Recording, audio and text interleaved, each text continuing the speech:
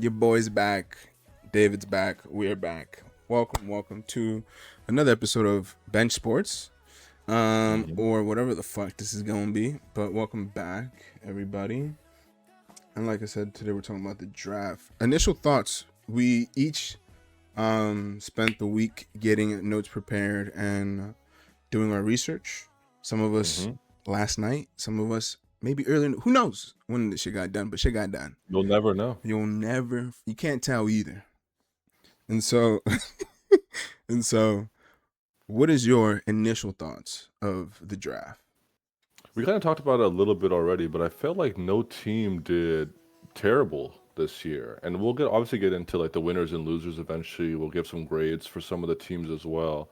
I will say that there were some surprising, like, what would be the term for like surprising, like some things that came up as a surprise for teams that, they didn't have a pick in the first round, but still Mm-hmm. managed to pull some pieces, Mm-hmm. which I think is always very impressive. This is only my second year really being into the NFL. Like, I was a fan when I was younger, just watching, but now I'm like really trying to get into the game and understand a lot what happens in the background.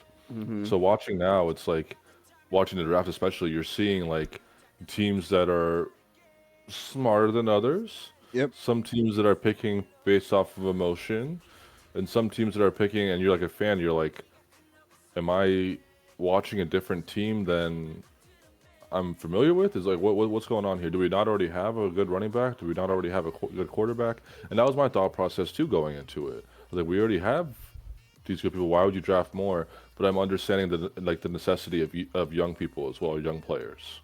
Yeah. I The more I mean, watch.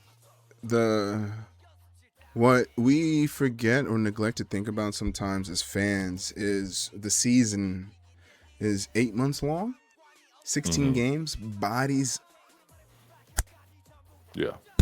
Like Yeah. having depth at a position is always a good thing. Having young legs to substitute those people who have been playing the entire season. Yeah. I think we neglect that, especially when come playoffs. Like, look what happened. It's like, okay, I'm not gonna get into it till we get there. But Yeah. for example, we saw the Broncos lose Bo Nix. Who was their Yeah. backup again? Couldn't Oh, tell you. he'll never play in the league anymore. Oh, they didn't make the Super Bowl because they didn't have a comparable backup quarterback. Didn't Yeah. we just see that last year? Am I tripping? Yeah. No, It you're was right. even last year. It was early this year. No, a couple months ago. Mm. No, A couple months ago, just man saying. breaks his toe, and then the season's over. Just saying. Mm. Having depth at a position, a necessity in this league that I think we take for granted sometimes. Is that what you're using as justification for what? What? Is that what you're What? using I as ain't justification say for? anything. I didn't. Okay, just I making didn't. sure. What are you talking about? Okay, Anyways, we'll get to so it. we each, broke down the draft by division because talking about 32 teams seems excessive for one episode, and especially just coming back after hiatus. Just Hmm. wanted to talk about necessarily what things that we noticed, and it felt easier to break it down by division and then key points we each want to talk about, because the league is extensive, and eventually we could talk about each team as we go. But there are some rookies that we potentially might mention that aren't on the teams that we talk about. So we Hmm. still will talk about, not every team, but a lot of key players that we see or we think in the draft that could have an impact either right away or down the road. Hmm. Down the road. And so there's a lot of different ways we could have done this, but I feel like this is the best way for at least in our dynamic Yes. to talk about which team we thought won the division, especially also making it difficult a bit to pick a team, because when you may have a bias, and then but you have to look at the facts and you have to look at what happened the year before and what happened now. Like, for example, a lot of teams have new head coaches, and the biggest firing spree in a long time, it was 10 head coaches, two massive changes at organizations that are pinnacle to the league in the Hmm. Pittsburgh Steelers and the Baltimore Ravens. Yeah. So instead of just diving into all of that, we decided it's best to just cut it short. So we're gonna start off with the AFC East, who we think won the AFC East. And I'm looking here at the notes, and it seems like we have the same team. So I'm gonna let you go first because I feel like I just rambled for a while. No, you're good. One thing I will say before we start too, Mm. last season we put up a couple episodes, trying to give you guys some advice, give some insight about the players, the teams. But life be life, and so we couldn't put up as many as we wanted to. Mm-hmm. The goal for this season, New my season lock in. starting right now. Lock Yeah, new in. season starting right now. At least 15 videos. Mm. And I'm going for I'm gonna be humble about this. Mm. I'm feeling a 70% win rate We're for my back. picks, but also my bets. Oof. And Yeah. and football doesn't start for a while, and hopefully we can do consistently 1 week, maybe. Yeah, at least one a week. That's the goal. One a week for football, that we can get into NBA, NHL, all that, baseball as well, obviously. But if you want to make some money, who doesn't want to make money? Make sure you You know? follow us. Fucking join the DraftKings. I'm gonna put that in the DraftKings group chat and the DraftKings. DraftKings only. This stream is sponsored by DraftKings. When you see a 12 leg parlay, Mm-hmm. just lock it in, Lock it the fuck in. or you don't be mad when you don't win. Okay, Have starting faith. off with this, I have a little bit of faith. Hold on. Whatever Before we happens, start, I need to get water. do your thing. I'm still here.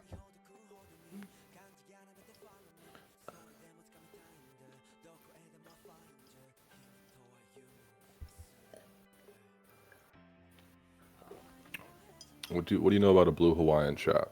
You know, Yeah. it's simple things in life. Also, I'm on please vacation. order enough to drink. Yeah, he's off tomorrow. Some of us got to work. Anyways, won't be me in a while either. So for the AFC East, Yes, I mean, sir. like you said, we both have the same team, but I lean Jets, Jets, Jets, Yeah, you were Jets. heavy on this one. Yeah, super, super heavy on it. But it's also like, how could you not be heavy on the team that has multiple first round picks? Mm-hmm.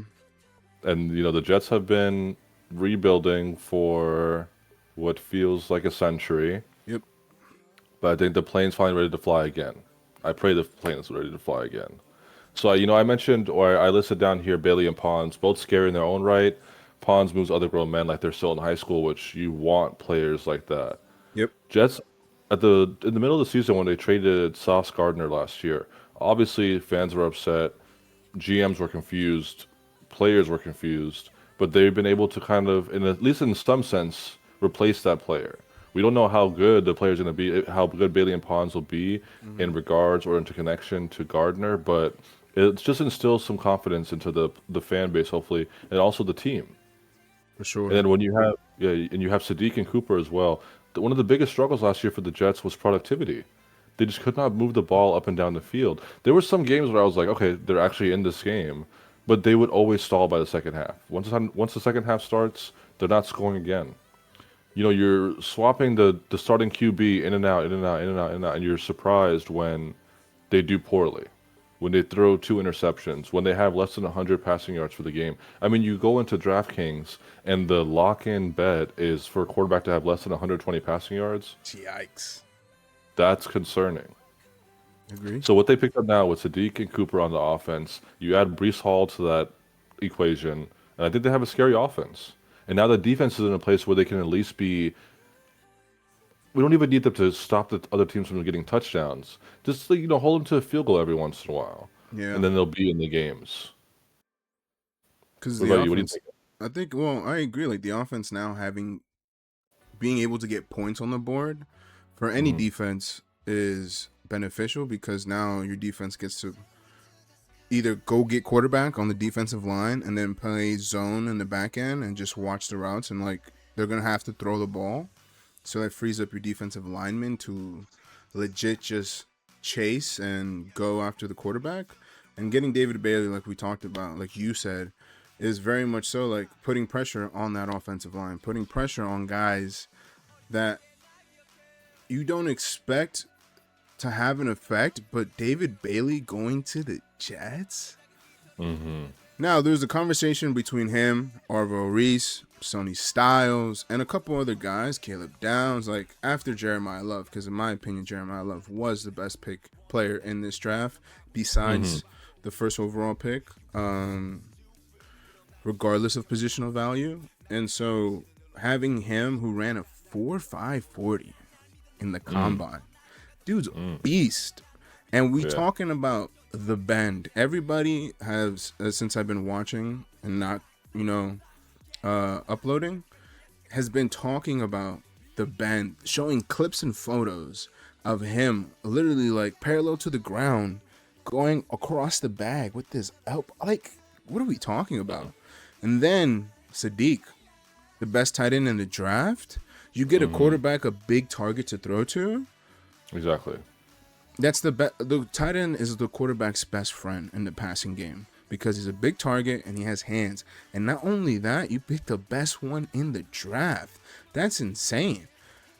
Also, I do have to agree with Amari Cooper Jr. as a new Indiana University, go IU, and Kurt Signetti fan. I just watched Bonds play. I did watch Bonds play. And I watched Cooper play because they both played for Indiana. And in those big moments, they showed up.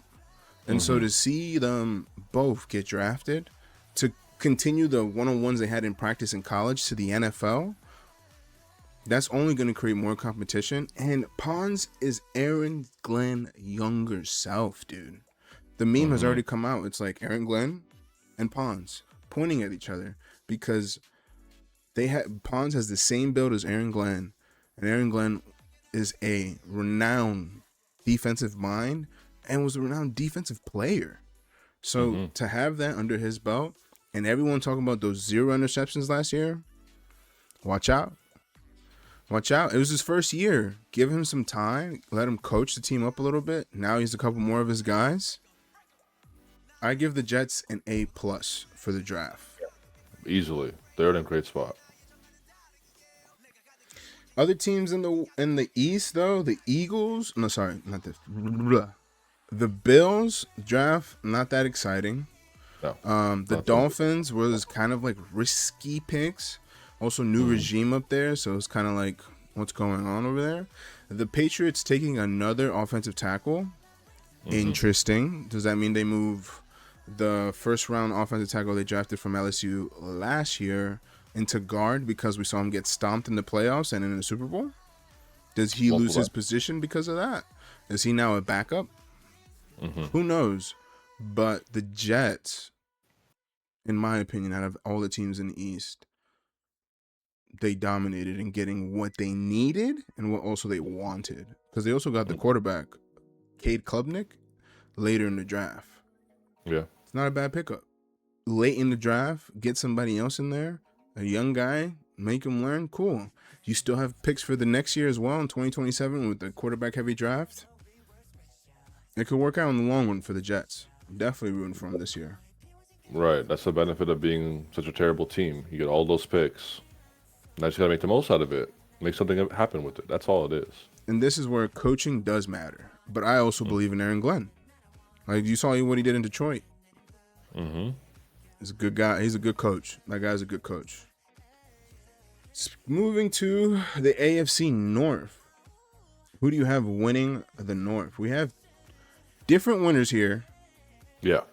So you have what feels like the popular opinion, which I understand. But you already know that I have just a firm, instilled hatred for the Browns. Right.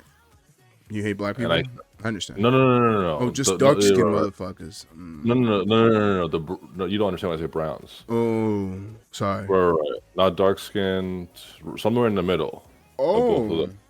Yes. It's a spectrum. Just because, it's a spectrum thing. I'm gonna sleep on the Browns until I see something happen from the Browns. I love that they have the 2 receivers, but I don't trust either quarterback to make use of those receivers. You have Shedeur Sanders, who wants to score 50 rushing touchdowns a game if possible, most likely.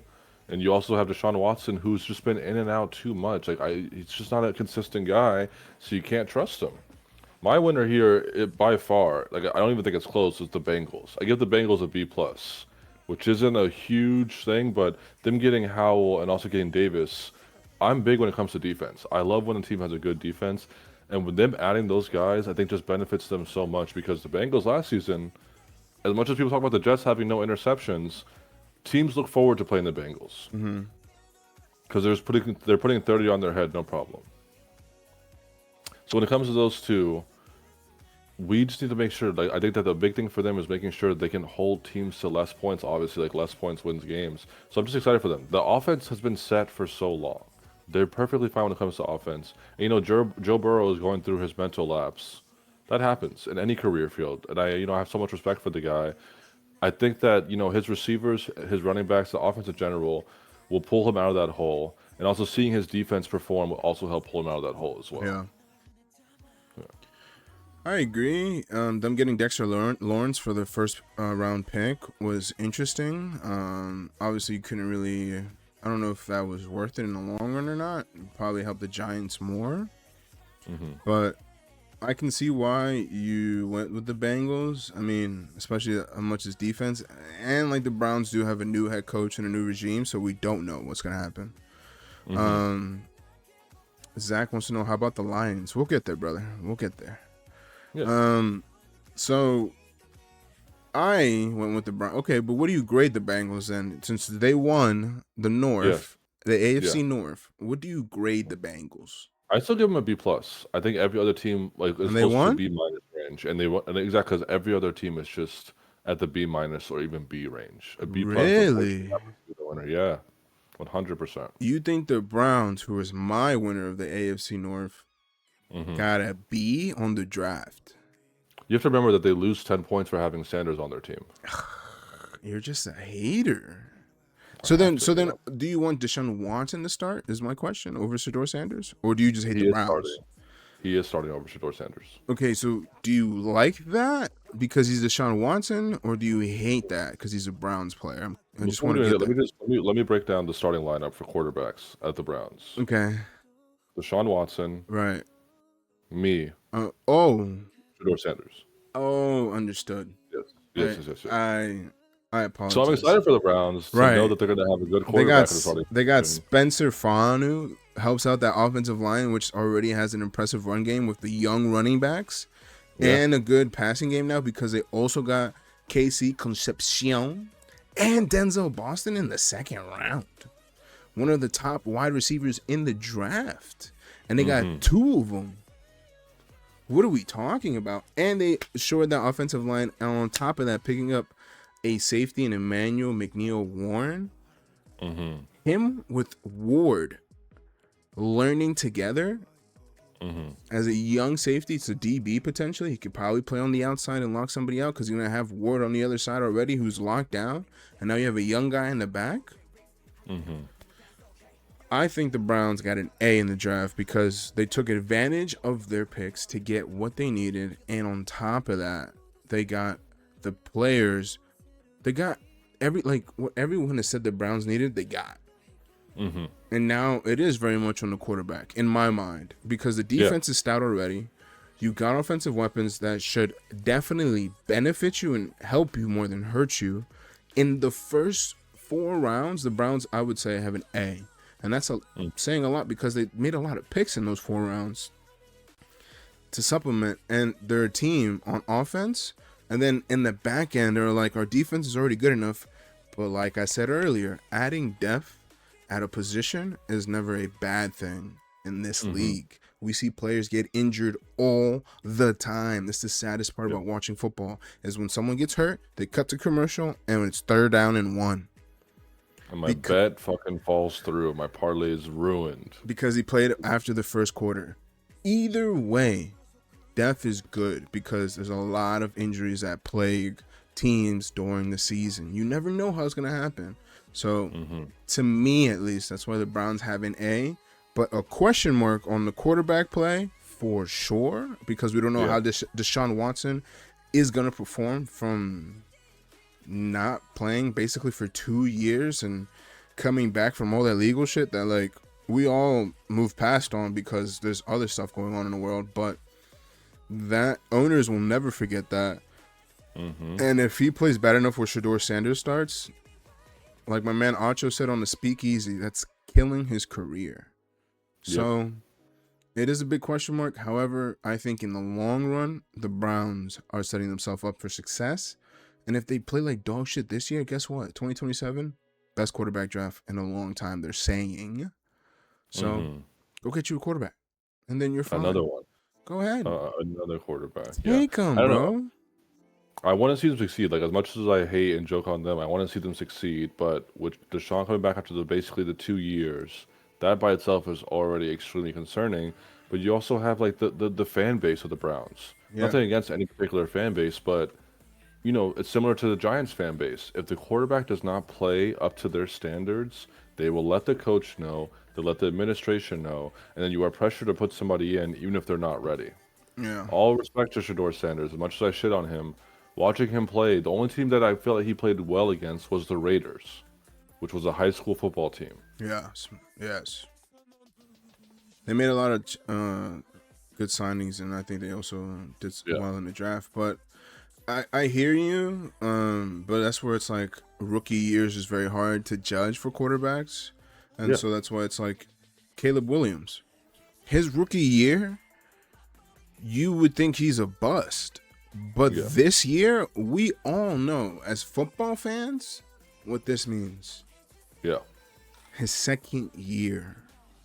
So I give Shador Sanders a little bit of grace, the same way I give Anthony Richardson a little bit of grace, the same way I give most rookie quarterbacks grace, because I hear it all the time from the greats and the people I watch and listen to about sports on the daily, that quarterback is a hard position to adjust to in the NFL when you come from college that necessarily doesn't run plays like the NFL.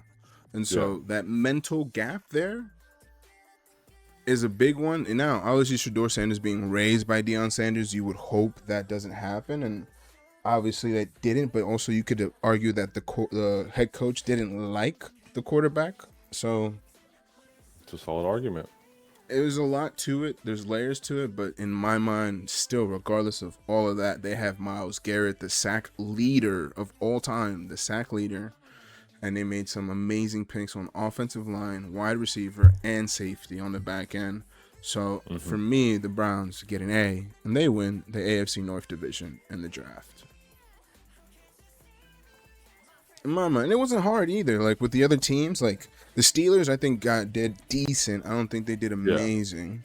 The Ravens, people are now talking about the guard they took as an amazing guard. He's going to be an amazing player. So I'm curious how that truly plays out in Baltimore, especially here at the bank. And the Bengals, I don't know. The Bengals, it's very much on Joe Burrow still. Like that's the only thing. Like I don't care who you pick. I don't care what your like. For some reason, they're still going to be like Joe Burrow needs to do better. Whether the defense does well or not, we will always ask more from Joe Burrow. So, and I love Cool Joe. Yeah. So I'm rooting for him, but I'm curious how it's going to play out. Because honestly, the head coaching situation, the head coach could get fired mid-season. They want him gone. The fan base already wants him gone. So that's where it's like, I don't know. A bit more factors in there. What do you think? What would be your second place for AFC North? It would definitely be the Browns. I can't deny that. Like again, they solid picks all around. I have to see them play, honestly, to see like if they are able to make the adjustments based off what they picked. I lean towards the Bengals as well because I have love for Joe Burrow. I have love for the entire offense.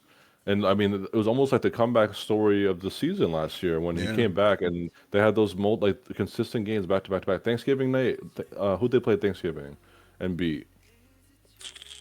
Whichever team it was. We were there, but I remember the food was amazing. The food was amazing. I think it was the Ravens, actually. It was the Ravens. But remember, Lamar was out already. Or was he? He was injured too, right? He didn't come back till later in the season as well. Right, he didn't. But I think that the Bengals, like everyone assumed they weren't going to win many more games because of how terrible the defense was. And the defense played well that game. Interesting, because it's funny, the Ravens lost their starting quarterback, but everyone had faith that the Ravens would still be playoff contenders. What did it say about their division? But then they didn't make the playoffs this past year. I mean, interesting. The AFC North is definitely something to watch. Also, what are the Steelers doing at quarterback? Who knows? And Are what they are the putting Browns doing quarterback? Dan Jones, Davy Jones Locker back in there, or what? Who knows? Who knows? Big question mark in the AFC North, and to at least for us, it's probably the division we get to see the most, just because of where we're located. But as here in Baltimore, I would say that people are anxious about their head coach, and so for me, that's why Ravens aren't really up there. The Steelers got a new head coach. I like Mike McCarthy; he's an offensive genius. 10 years ago, so I'm curious how he's going to transition that. But I think he's great for Steelers to want them to see. Like, we went to a Ravens Steelers game, and I would be honest with you, like, I wish the both teams threw the ball more. Like, as a fan of person to watch and pay live to watch it, just watching them dink and dunk the ball the entire game, it's like I could have stayed home for that. And so curious if they start airing it out over there. But the Browns and Bengals are, so definitely Watch Aaron interesting. Rodgers score a rushing touchdown. That's a good. Hey, we're gonna ride that every week because the odds on that is probably like 5,000. Yeah, I'm locking that in. Lock it in. Let's transition now to the South. AFC still. So, Who to you in the AFC South won the draft? so I will give my honorable mention first before I go into what I actually think won. I think the Titans deserve a lot of respect for what they did, taking a wide receiver at the 4th pick. That's a crazy choice, but also the correct choice for that team. That lets the quarterback know, a young quarterback, that we have faith in you. We believe you are a franchise guy, so we're going to put pieces around you to support you and what you are trying to do and what we're trying to accomplish as a team. So I give the Titans a B plus. Like, I think they did great. My winner is the Colts. For me personally, I give them an A minus. C.J. Allen, A.J. Holsey, and Caden Curry. For them to have no first round picks and still get these guys, I think is very impressive. Yeah. The Colts season last year was great. They were on the cusp of like having a remarkable season. It kind of fell apart at the end. What's going to end up happening next year is going to be very simple. If Danny is still seeing the phantoms, they're not going to win. We need him to stop seeing the ghost, to lock in, and they'll be fine. Because for them to have the running back that they had, someone that's scoring almost 2 touchdowns average per game, all you need is their quarterback to be somewhat consistent. And like we learned last season, when a quarterback can't even be somewhat consistent, you can have the best defense in the league, and it doesn't matter. Yeah. CJ Stroud. CJ Stroud. Shout out CJ Stroud. Don't even start on that. Shout out CJ Stroud. As a new Texans fan, yeah, it's tough. I think you have something here that I think is also very notable for the Colts, not having a first round pick and still coming out with solid players. And not only that, you're right, Daniel Jones, they look like the Super Bowl. They were undefeated. So I would say that him coming back next year definitely helps, but also they have Riley Leonard, and then we saw him in the back half of the season playing after Phillip Rivers. Homie was throwing dots. And that alone, to me, shows excitement and improvement. I mean, I don't know, though, because the coaching situation is also interesting in that team as well. Because I don't necessarily think that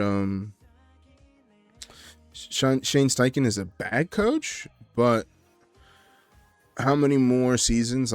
Obviously now he has a quarterback probably that he can use, and Anthony Richardson was probably a GM pick and not him.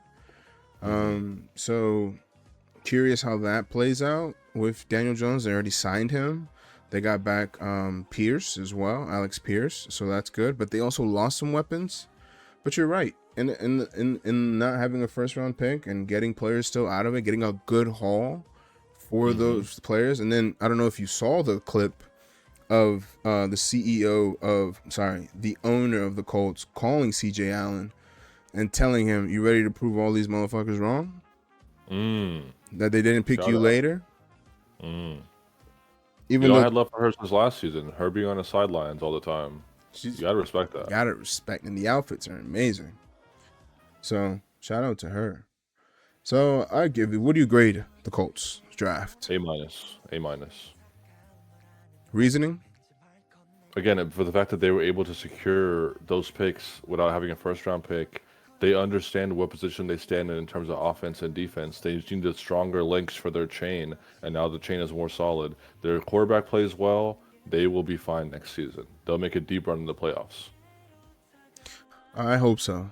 For me, the AFC South winner has to be the Tennessee Titans. I give them an A minus.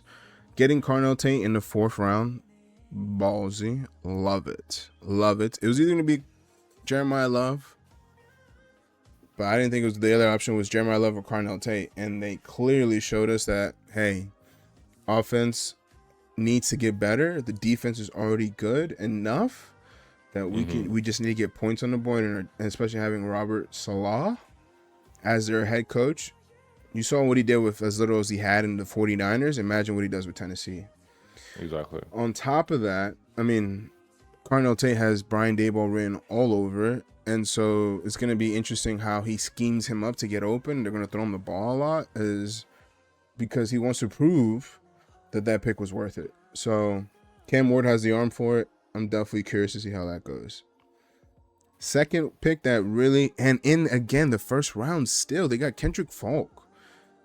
Now we're talking. Like, they got their offensive guy, one of the best in the draft, early. Cool, secured that. Very back-end defensive heavy draft, in my opinion. Even though we saw a lot of wide receivers, but I thought the defense this year, defensive players, was heavy in the draft. Like, you had enough depth, enough good players that could make it in this league. But then they didn't do that. They got a star defensive player back in the back half of the first round for Kendrick Falk. Him and Simmons in the middle of that D-line is going to give O-lines across the league nightmares. I'm telling you. Then they got Anthony Hill Jr. Now, I started watching Texas back when I was in high school. But one of the, let's say, correspondents I watch and listen to, shout out Emmanuel Acho, went to Texas, and I watch him a lot. And so I started watching, he's talking about Anthony Hill Jr. throughout the college season. And I was like, who is this guy? You're just a biased Texas fan. But this guy's a beast, bro. He runs into the gap. He was a second-team All-American for 2 years in a row in the SEC, which no longer is a conference of college football. It's the Big Ten. Welcome to the Big Ten, baby. Also, getting running back Nicholas Singleton out of Penn State. Great pickup. I think that, like I said, adding depth to positions is always a good thing, and Singleton is a hard runner. He hits the gap, he's smooth with it, and I'm excited to see what he does under that Brian Daboll offense. Last thing I will say before we move on to the West, Pat Coogan, a center from Indiana. Come on, man. Shout out Indiana. Shout out Indiana. Shout out Indiana. Definite dogs for the boys up front. So happy for that. Happy for them in that regard as well. But yeah, the Colts was a hard one for me to not. It was a hard one to judge in general, just because I felt like Sauce Gardner getting injured right away kind of sucked, and build the hype down from that. Also, then Daniel Jones getting injured sucked, and on top of that, you have to pay Jonathan Taylor. He wants a new contract, so I'm curious how that's gonna go down. But I like the Colts. I like the Titans. The Falcons were kind of like, I don't know what they were doing. I don't know either, bro. I did they've given up already. Is it the Falcons? Or no. Sorry, wrong division. It's the Jaguars, Colts, Titans, Texans.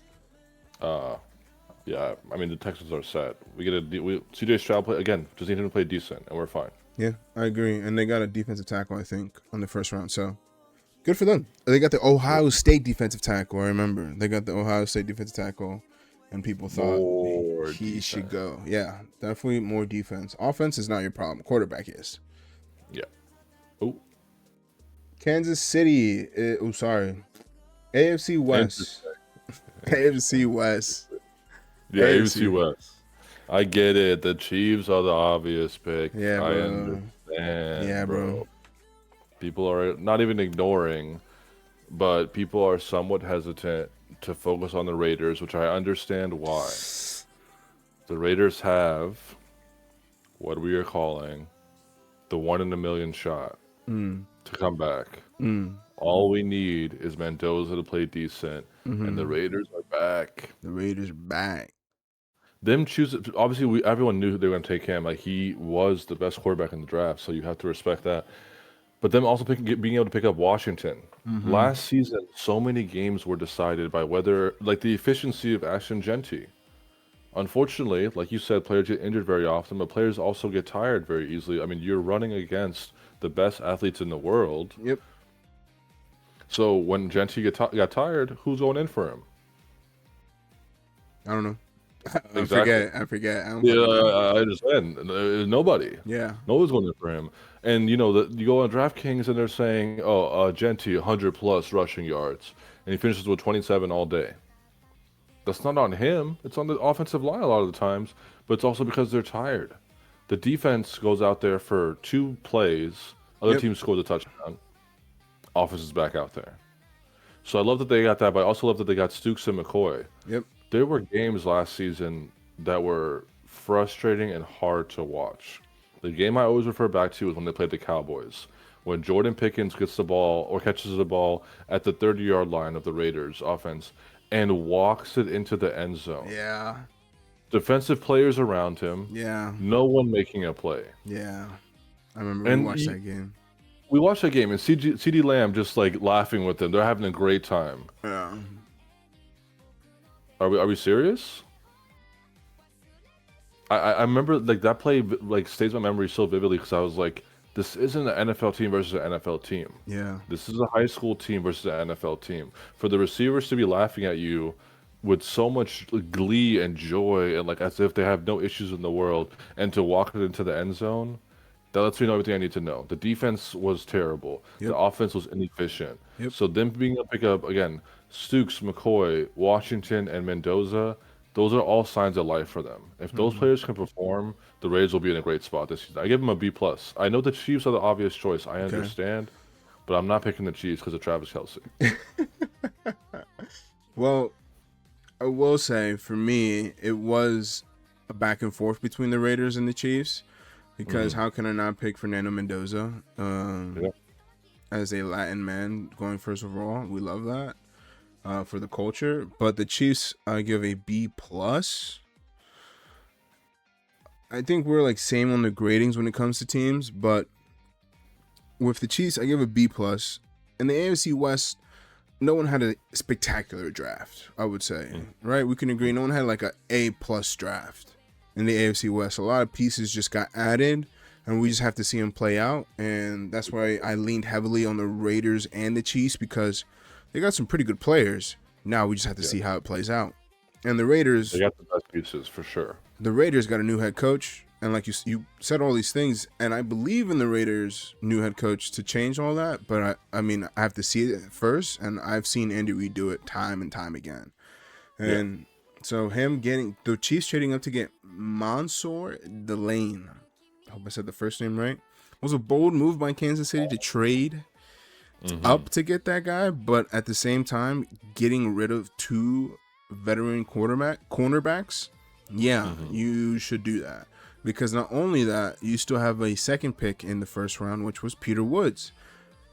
How is this fair? You get Peter Woods as well, and people are sleeping on that because they're forgetting that Chris Jones is also on that defensive line. And now you get a young guy that has been dominant. It's going to be a problem. And I can't wait to see how Spags use both of them in this defensive line front and how that front seven is going to look like, because a lot of reasons why the Chiefs lost last year is because their defense couldn't stop teams from scoring. And that has to do not necessarily with the cornerbacks. They traded some to get new ones because they want fresh legs. It makes sense. They feel like they have enough depth in that position.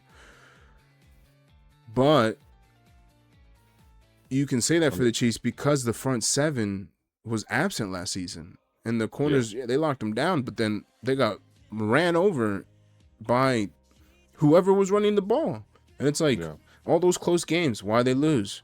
They couldn't stop the run, at least in my opinion. So getting Peter Woods to help him out, fantastic. R. Mason Thomas, now we're like, dude, add a young guy in the middle. You got a young guy in the cornerback. You have Patrick Mahomes. They did draft a few wide receivers in the back end. Love that. but you're shoring up your offense and you're shoring up your defense. Yeah. With young guys that you can coach under Spags to help. Like Patrick Mahomes feels like now he can take his time because his team is well-rounded enough on both sides of the ball. With these picks, getting Mason Thomas on the edge and Peter Woods, Chris Jones, we also need to see the biggest reason I am excited about these two defensive line picks for the Chiefs, because last year George Karlaftis got paid and he was absent all season. I remember this guy playing with the Chiefs and being like, how is this fair? They got another guy on the defensive line to just bull rush and get to the quarterback. But last year, he wasn't that guy. And that was the first time I've seen him play such a crappy season, in my opinion. Yeah. So having another guy and adding more depth to that, but also adding more fresh legs, more rotation into that. And if a guy's having an off game, you have another one. Yeah. You got to love that. Because you take Chris Jones out, you leave Peter Woods in. Cool. Peter Woods is younger. He can play longer. Then you put Chris Jones back in fresh and not tired. Cool. That works out. And people, I think, aren't realizing that the real problem last year for the Chiefs was the defensive front seven. And right, so the depth of the defense. Yeah. adding those in the first round and getting a nice corner in the first pick of the draft for the Chiefs, I give the Chiefs a B+. I respect it. Fuck the Chiefs, though, you know. Fuck the Chiefs, though. Fuck the Chiefs, respectfully. Patrick Mahomes, get well soon. Get well soon. We all hate you when you play, but you playing makes all of our teams better. I'm not going to lie. That's true. I hate him, but it's true. I think Patrick Mahomes changed the league for the better. If I'm being completely honest with you, everybody thought once Tom Brady retired, who's the next GOAT? But Patrick Mahomes was literally becoming the next GOAT as Tom Brady was ending his career in the NFL. And I think a lot of owners got pissed at how quick the Kansas City Chiefs started becoming a dynasty. And you see a lot of teams, like we still have those heavy hitters, right? The Eagles, the Chiefs, you got the Broncos, Seattle, the Rams. You got your heavy hitters, but you also have teams now coming out of nowhere, like the Patriots, and just making a statement for themselves. Seattle in their second year winning a Super Bowl. I mean, come on now. So get well soon. You make football better, and you make it fun to watch. He's glazing. Mahomes, it's glazing, crazy. Bro. Have to, dude. Have to. I was a fan until I became a hater. You know what I mean? It becomes that thing where you love him a lot, then he beats your team, that you're like, fuck this guy. This guy fucking sucks. Yeah, you know what I mean? You watch him fail a couple times, like, there we go. Now we're talking. Yep. So, kind of on the spot question here. That wraps up the AFC. We went through the East, North, South, and we finished with the West. Out of those 4 teams that you picked, which team out of those 4 you think won the draft?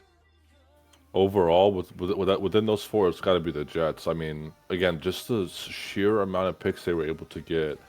They're coming into the new season with a new head coach. There's so much room for improvement and so much room Second year for head coach. Sorry, second year head coach, correct. There's so much room for growth. They have the unfortunate title of the team that got 0 interceptions in a season.